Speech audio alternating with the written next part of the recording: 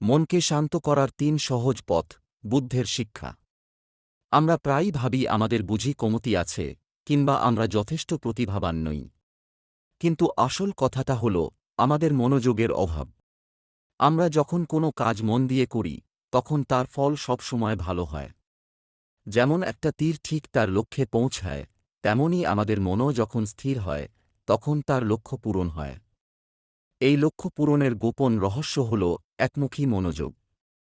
আজ আমি আপনাদের বুদ্ধের ৩টি গল্প বলবো, যা আপনাকে শেখাবে কিভাবে আপনার মনকে এক জায়গায় স্থির রাখতে হয়, আর কিভাবে অসম্ভব কাজকেও সম্ভব করে তোলা যায়। এই গল্পগুলো এক একটি প্রদীপের মতো, যা আপনার ভেতরের অন্ধকার দূর করে আলো জ্বালবে। একবার বুদ্ধ ভিক্ষু এক জায়গায় বিশ্রাম নিচ্ছিলেন। তিনি দেখলেন একটি ছেলে একটি খালি পৃষ্ঠায় কিছু শ্লোক লেখার চেষ্টা করছে। ছেলেটি খুব তাড়াহুড়ো করে লিখছিল, তাই সে বারবার ভুল করছিল।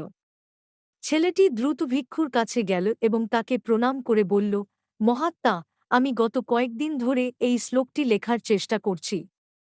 আমি একজন ভক্ত, আমি আমার কাজে খুব সাবধানী থাকি, কিন্তু আমি আমার পুরো শক্তি একবারে একটি বিষয় দিতে পারি না। কিছুদিন পর অন্য একজন যুবক ভিক্ষুর কাছে এসে বলল, গুরুবর, আমি অনেক দিন ধরে পরীক্ষার জন্য প্রস্তুতি নিচ্ছি। অনেকবার চেষ্টা করেছি, কিন্তু প্রতিবারই ব্যর্থ হয়েছি। আমি বুঝতে পারছি না কোথায় ভুল করছি। বৌদ্ধ ভিক্ষু তার কথা মনোযোগ দিয়ে শুনলেন। তারপর জিজ্ঞাসা করলেন, তুমি কি সত্যিই পরীক্ষায় উত্তীর্ণ হতে চাও? যুবক বলল, হ্যাঁ প্রভু, আমি কঠোর পরিশ্রম করতে প্রস্তুত। শুধু আমাকে বলুন কি করতে হবে। বৌদ্ধ ভিক্ষু তাকে একটি খালি জায়গায় নিয়ে গেলেন, যেখানে একটি পুরানো মোমবাতি এবং দেশলাই রাখা ছিল। তিনি যুবককে মোমবাতিটি দিয়ে বললেন, এই মোমবাতিটি জ্বালিয়ে এখান থেকে একটু দূরে দাঁড়িয়ে থাকা গাছের কাছে নিয়ে যাও। কিন্তু মনে রাখবে, মোমবাতি যেন নিভে না যায়। এই কথা বলে বৌদ্ধ ভিক্ষু সেখান থেকে চলে গেলেন। যুবক দেশলাই দিয়ে মোমবাতি জ্বালাল এবং ধীরে ধীরে মোমবাতি নিয়ে গাছের দিকে এগোতে লাগল। পথে হালকা বাতাস বইছিল, যার ফলে মোমবাতির শিখা কাঁপছিল। যুবক তাকে বাঁচানোর জন্য যথাসাধ্য চেষ্টা করল, কিন্তু মোমবাতি নিভে গেল। যুবক ফিরে এল, আবার মোমবাতি জ্বালাল এবং আবার চেষ্টা শুরু করল। যুবক এই প্রক্রিয়াটি কয়েকবার পুনরাবৃত্তি করল, কিন্তু প্রতিবারই বাতাসের হালকা ঝোড়ো হাওয়া মোমবাতি নিভিয়ে দিল। শেষমেশ হতাশ হয়ে যুবক নিভে যাওয়া মোমবাতি হাতে ফিরে এল আর বলল, গুরুদেব, আমি এতেও ব্যর্থ হলাম। বুদ্ধ যুবকের দিকে তাকিয়ে হাসলেন আর বললেন, কেন? তোমাকে তো শুধু মোমবাতিটা জ্বালিয়ে একটু পথ হাঁটতে হয়েছিল। যুবক ধীরে ধীরে বলল, গুরুদেব, আমি চেষ্টা করেছিলাম, কিন্তু বাতাসের জন্য শিখাটা বারবার নিভে যাচ্ছিল। বুদ্ধ বললেন, তোমাকে এটাই বুঝতে হবে যে তোমার মনটা এই মোমবাতির শিখার মতো, আর তোমার চারপাশে যে বাতাস, সেটা হলো তোমার মনকে বিক্ষিপ্ত করার অভ্যাস।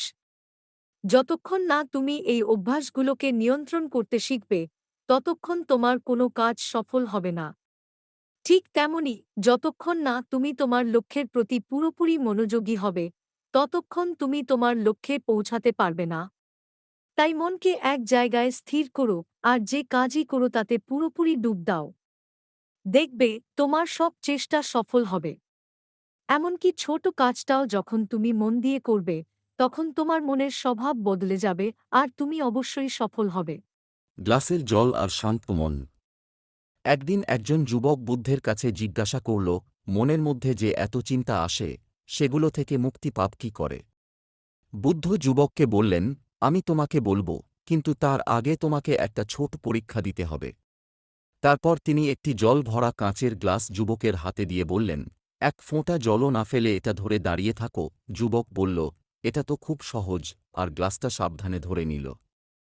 প্রথমে সব ঠিকই ছিল, কিন্তু কিছুক্ষণ পর তার মনে সন্দেহ আসতে শুরু করল, এটা ধরে রেখে কি হবে? আর কতক্ষণ এভাবে দাঁড়িয়ে থাকতে হবে? যেই এরকম চিন্তা আসতে শুরু করল, অমনি গ্লাস থেকে জল পড়তে লাগল।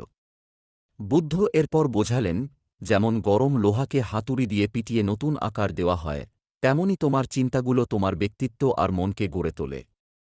তোমার মনও এই গ্লাসের জলের মতো, যা খুব সহজেই অস্থির হয়ে যায়। যদি তুমি জল অর্থাৎ তোমার মনকে স্থির রাখতে চাও, তাহলে প্রথমে সব চিন্তাকে স্থির করতে শিখতে হবে। এখন তুমি শুধু একজন চিন্তা করার মানুষ নও, বরং তুমি সেই ব্যক্তি যে চিন্তাগুলোকে দূর থেকে দেখছে। বুদ্ধ বললেন, এই কথাটা মনে রাখলে চিন্তাগুলো আসবে এবং চলেও যাবে, কিন্তু তোমার মনকে অস্থির করতে পারবে না। কিছুক্ষণ ধরে যুবক এই কাজটি অনুশীলন করল আর গ্লাস থেকে এক ফোঁটা জলও না ফেলে স্থির হয়ে দাঁড়িয়ে রইল। বুদ্ধ বললেন, এভাবে মনোযোগ দিয়ে অনুশীলন করতে থাকো। ধীরে ধীরে তোমার মন শান্ত হয়ে যাবে। তখন দেখবে যে কোনো কঠিন কাজ করা তোমার জন্য খুব সহজ হয়ে উঠবে। এরপর যুবক বুদ্ধকে ধন্যবাদ জানিয়ে নিজের বাড়ি ফিরে গেল।